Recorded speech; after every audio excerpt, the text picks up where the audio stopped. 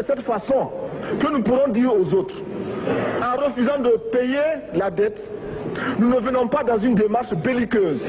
Au contraire, c'est dans une démarche fraternelle, pour dire ce qui est. Du reste, les masses populaires en Europe ne sont pas opposées aux masses populaires en Afrique.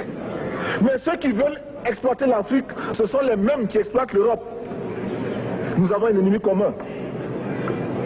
Donc, notre club parti d'Addis Abeba devra également dire aux uns et aux autres que la dette ne saurait être payée. Et quand nous disons que la dette ne saurait être payée, ce n'est point que nous sommes contre la morale, la dignité, le respect de la parole.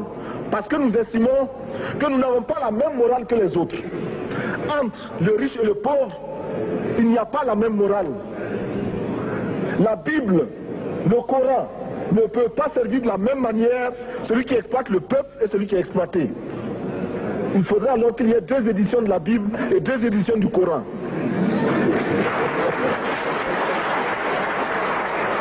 Nous ne pouvons pas accepter qu'on nous parle de dignité.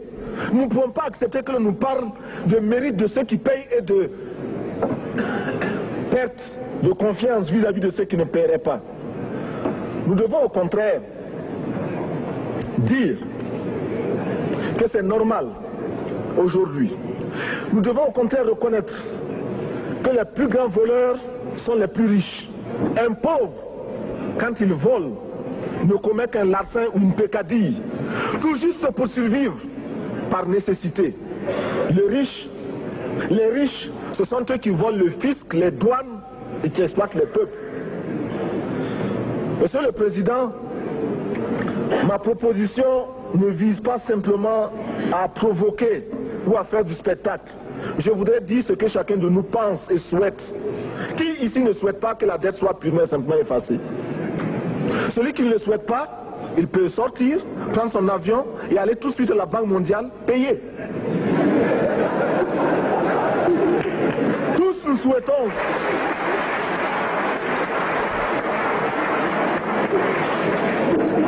Ma proposition n'est pas non plus, je ne voudrais pas que l'on prenne la proposition du Burkina Faso comme celle qui viendrait de la part de jeunes sans maturité, sans expérience. Je ne voudrais pas non plus que l'on pense qu'il n'y a que les révolutionnaires à parler de cette façon. Je voudrais que l'on admette que c'est simplement l'objectivité et l'obligation. Et je peux citer, dans les exemples de ceux qui ont dit de ne pas payer la dette, des révolutionnaires comme des non-révolutionnaires, des jeunes comme des vieux. Je citerai par exemple, Fidel Castro a déjà dit de ne pas payer. Il n'a pas mon âge, même s'il est révolutionnaire. Mais je pourrais citer également François Mitterrand, qui a dit que les pays africains ne peuvent pas payer, les pays pauvres ne peuvent pas. Je pourrais citer Madame le Premier ministre. Je ne connais pas son âge et je m'en voudrais de le lui demander. Mais c'est un exemple. Je voudrais citer également le président Félix Houphouët-Boigny. Il n'a pas mon âge. Cependant, il a déclaré officiellement, publiquement, qu'au moins pour ce qui concerne son pays, la Côte d'Ivoire ne peut pas payer. Or, la Côte d'Ivoire est classée parmi les pays les plus aisés d'Afrique, au moins d'Afrique francophone. C'est pourquoi d'ailleurs il est normal qu'elle paye plus en contribution ici. Mais, Monsieur le Président, ce n'est donc pas de la provocation. Je voudrais que très sagement, vous nous offriez des solutions. Je voudrais que notre conférence adopte la nécessité de dire clairement que nous ne pouvons pas payer la dette. Non pas dans un esprit belliqueux, belliciste. Ceci pour éviter que nous n'allions individuellement nous faire assassiner. Si le Burkina Faso tout seul refuse de payer la dette, je ne serai pas là à la prochaine conférence. Par contre, avec le soutien de tous, dont j'ai besoin,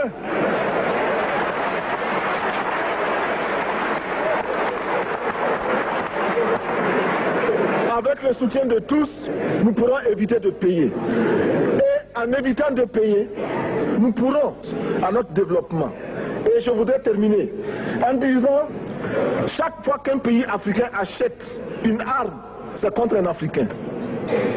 Ce n'est pas contre un Européen. Ce n'est pas contre un Asiatique. C'est contre un Africain.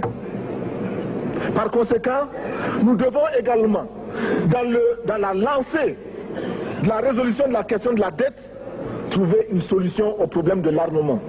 Je suis militaire et je porte une arme. Mais Monsieur le Président, je voudrais que nous nous désarmions.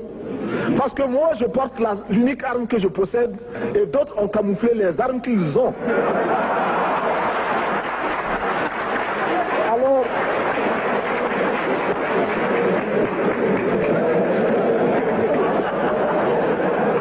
Alors, chers frères, avec le soutien de tous, nous pourrons faire la paix chez nous. Nous pourrons également utiliser ces immenses potentialités pour développer l'Afrique, parce que notre sous-sol sont riches. Nous avons suffisamment de bras et nous avons un marché immense, très vaste, du nord au sud, de l'est à l'ouest. Nous avons suffisamment de capacités intellectuelles pour créer, ou tout au moins prendre la technologie et la science partout où nous pourrons les trouver.